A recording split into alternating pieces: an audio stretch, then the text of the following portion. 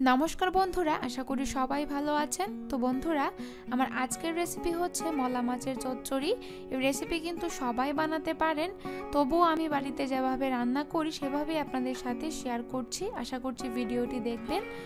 তো বন্ধুরা, রেসিপিটি তৈরি করার জন্য প্রথমে চুলায় একটি প্যান বসিয়ে দিয়েছি এবং তার মধ্যে এখন আমি সয়াবিন তেল দিয়ে দেব। তো বন্ধুরা, প্যানটা অবশ্যই গরম করে নেবেন। তো এখন আমি তেলটাকে গরম করে নেব। তো তেলটা অবশ্যই গরম করে নেবেন। তো তেলটা গরম হয়ে গেছে, এখন আমি এর মধ্যে দিয়ে দিচ্ছি 1 কাপ পরিমাণ পেঁয়াজ কুচি। পেঁয়াজটাকে এখন আমি হালকা বাদামি করে ভেজে নেব, চুলার আঁচটাকে মিডিয়াম টু হাই হিটে রেখে। তো বন্ধুরা, মলা মাছে যত বেশি পেঁয়াজ ব্যবহার করবেন তত কিন্তু খেতে মজা লাগবে।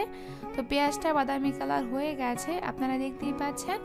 এখন আমি এতে অ্যাড করব পেঁয়াজ বাটা। আমি এখানে একটা ছোট সাইজের পেঁয়াজ পেস্ট করে নিয়েছি।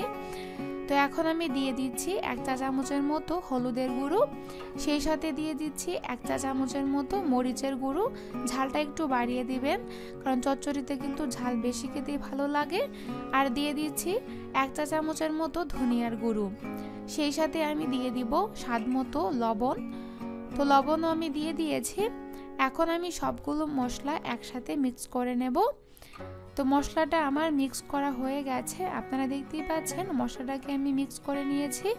এখন আমি এতে মশলা কষানোর জন্য সামান্য পানি দিয়ে দিয়েছি। সামান্য পানি দিয়ে পানিটাকেও মশলার সাথে মিশিয়ে দিয়েছি। এখন আমি ঢেকে দিয়ে মশলাটাকে কষিয়ে নেব 2 থেকে 3 মিনিট। তো বন্ধুরা, 2 থেকে 3 মিনিট পর ফিরে আসলাম। মশলাটা কিন্তু আমার কষানো হয়ে গেছে, তেলটা কিন্তু মশলার উপরে উঠে এসেছে, আপনারা দেখতেই পাচ্ছেন। এখন আমি মশলাটাকে নাড়িয়ে দেব, এতে করে কিন্তু তলায় লেগে যাবে না। আর এখন আমি আবারও 1 থেকে 2 মিনিট কষিয়ে নেব। মশলাটা কিন্তু কষালে চচ্চড়িটা কিন্তু খেতে মজা লাগবে। তো বন্ধুরা, এখন আমি এর মধ্যে দিয়ে দিচ্ছি মলা মাছ। আমি এখানে ছোট সাইজের মলা মাছ নিয়েছি, তবে আপনারা চাইলে কিন্তু বড় সাইজের মলা মাছও নিতে পারেন। এখন আমি মাছটাকে দিয়ে দিচ্ছি মশলার মধ্যে। এখন মশলার সাথে মাছটাকে খুব ভালোভাবে মিক্স করে নেব। মাছগুলোকে কিন্তু খুব ভালোভাবে কেটে তারপরে ধুয়ে নেবেন। তো বন্ধুরা, মশলার সাথে আমার মাছটা মেশানো হয়ে গেছে। এখন আমি আবারও ঢেকে দিয়ে রান্না করব 4 থেকে 5 মিনিট। তো বন্ধুরা, 4 থেকে 5 মিনিট আপনারা চুলার আঁচটাকে মিডিয়ামে রেখে কিন্তু মাছটাকে কষিয়ে নেবেন মশলার সাথে। তো আমার ফেসবুক পেজটি কিন্তু অবশ্যই ফলো করবেন, ডেসক্রিপশন বক্সে আমি লিংক দিয়ে দিব। তো 4 থেকে 5 মিনিট পর আমি ঢাকনাটা তুলে নিয়েছি, আর দেখুন মাছটা কিন্তু খুব ভালোভাবে মশলার সাথে সেট হয়ে গেছে। মশলাটাকে কিন্তু মাছের সাথে খুব ভালোভাবে মিক্স করে নেবেন, অর্থাৎ কষিয়ে নেবেন। এতে করে কিন্তু মাছের যে কাঁচা গন্ধটা থাকে ওইটা কিন্তু আর থাকবে না। তো বন্ধুরা, এখন আমি এতে অ্যাড করব সামান্য একটু পানি। তো পানিটা আপনারা এমনভাবে দিবেন যাতে করে ঝোলটা মাছের গায়ে গায়ে থাকে। আমি যেহেতু চচ্চড়ি করব, সেক্ষেত্রে কিন্তু ঝোল রাখবো না। মাছটা সেদ্ধ হওয়ার জন্য জাস্ট এখানে আমি পানি ব্যবহার করেছি। এখন আবারও আমি চুলার আঁচটাকে হাই হিটে রেখে মাছটাকে 5 মিনিট রান্না করে নিয়েছি। আপনারা দেখতেই পাচ্ছেন ঝোলটা কিন্তু পুরোপুরি শুষে গিয়েছে আর তেলটা উপরে উঠে এসেছে। এই পর্যায়ে কিন্তু আপনারা মাছটাকে নামিয়ে নিতে পারবেন। তো এখন আমি এতে আরও কিছু মশলা অ্যাড করব।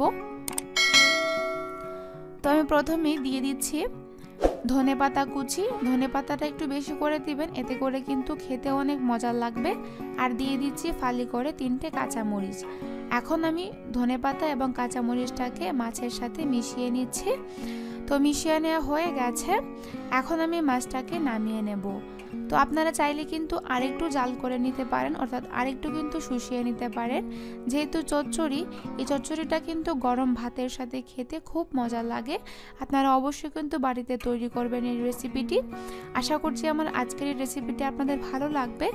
তো দেখতেই পাচ্ছেন আপনারা চচ্চড়িটা কতটা সুন্দর হয়েছে, কালারটা খেতেও অনেক মজা হয়েছিল। আশা করছি আমার রেসিপিটি ফলো করে আপনারা বাড়িতে তৈরি করবেন। ভালো থাকবেন, সুস্থ থাকবেন, দেখা হচ্ছে নতুন ভিডিওতে। ধন্যবাদ।